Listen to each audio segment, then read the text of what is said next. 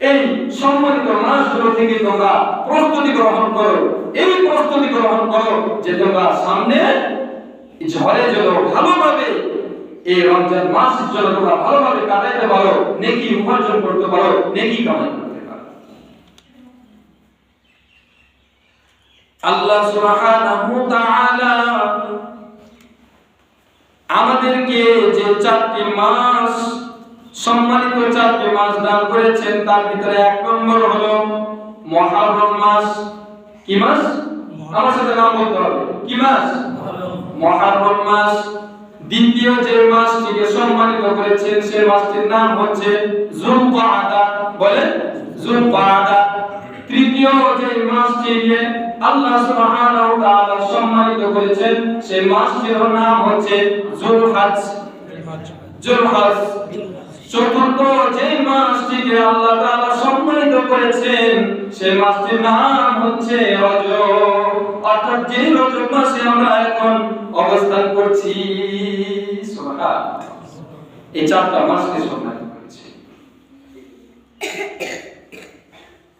এই জন্য অবশ্যই আমাদের এই রজব মাসে এমন কিছু বিষয় রয়েছে যেগুলো আমল করতে হবে, আর এমন কিছু বিষয় রয়েছে যেগুলো বর্জন করতে হবে। ইসলাম কাকে বলে? বাড়াবাড়ি নাম ইসলাম নয়, ছাড়াছাড়িরও নাম ইসলাম নয়। মাঝামাঝি যে পন্থাটা অবলম্বন করা হয় সেই পন্থাটার নাম হচ্ছে ইসলাম। কোরআনে যেটা আছে আপনি সেটা আমল করবেন, এর চাইতে বেশিও করবেন না, এর চাইতে কমও করবেন না। বাড়াবাড়ির নাম ইসলাম নয়, কমাকমির নাম ইসলাম নয়। মাঝামাঝি যে বিষয়টা দিয়েছে সেটার নাম হলো ইসলাম। অর্থাৎ কোরআন এবং হাদিস যেটা বলে সেটাকে মানার নাম হলো ইসলাম। এটাই মানতে হবে। তাহলে আমরা আলোচনা শুনলে বুঝতে পারবো ঠিক কি কি বিষয়গুলো এই মাসে বাড়াবাড়ি করা হয় আর ঠিক কি কি বিষয়গুলো আমল করতে হয়। অবশ্যই কথা বলেন, ঠিক না? আমাদের জানা দরকার আছে? আছে তো? অবশ্যই। আমরা যখন মুসলমান ঈমান এনেছি তখন আমাদের অবশ্যই এই মাসে ঠিক কি কি বাড়াবাড়িগুলো হয় এবং কি ঠিক ছাড়াছাড়িগুলো হয় এগুলো আলোচনা করা দরকার। যখন এই আলোচনাগুলো শুনবো তখনই আমরা ভালো মন্দ যাচাই বাছাই করতে পারবো ইনশাআল্লাহ। এই রজব মাসে অনেক কিছু আমরা বাড়তি শুনতে পাই বা দেখতে পাই, বা মুসলমানদেরকে এমন কিছু মানুষ রয়েছে যারা যেগুলো হাদিসে নাই, কোরআনে নাই, এগুলো বলে বলে মানুষদেরকে, মুসলমানদেরকে বিভ্রান্ত করতেছে।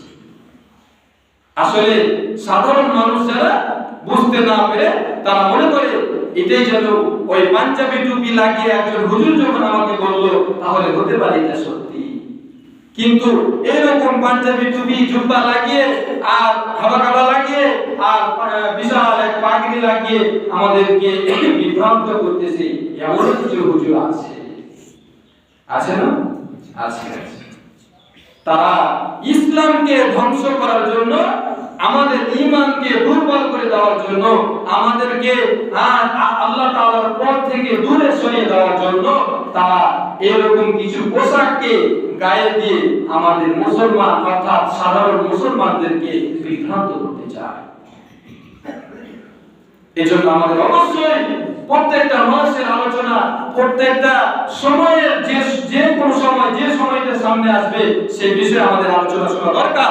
যখন আমরা কোরআন ও হাদিস থেকে পুঙ্খানুপুঙ্খভাবে আলোচনা দলিল ভিত্তিক ভাবে যখন পাবো তখন আমি আপনি আকল দিয়ে বিচার করতে পারবো, যাচাই বাছাই করতে পারবো আসলে ঠিক কোনটা আমল করব আর ঠিক কোনটা ছাড়ব। কথা বলেন, ঠিক কি না? ঠিক। এমন কিছু এই রজব মাসে বর্জনীয় আছে, অর্থাৎ যে বিষয়গুলোকে ছাড়তে হবে, মানা যাবে না, এইগুলো আমরা আলোচনা শুনবো এখন। 1 নম্বর, অনেকেই বলে এই মাসের 27 তারিখে নাকি মেরাজের ঘটনা ঘটেছে।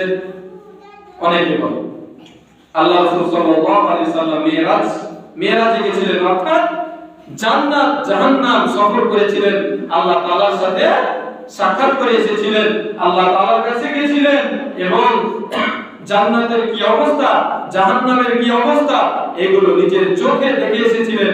এক রাতে, এক বুরাকের মাধ্যমে, এক রাত্রিতে, রাত্রির গভীর এক রাত্রিতে, বিশাল এক মুজিজার মাধ্যমে আল্লাহ তাআলা, আল্লাহ রাসূল সাল্লাল্লাহু আলাইহি সাল্লাম কি করেছিলেন, এক আসমান থেকে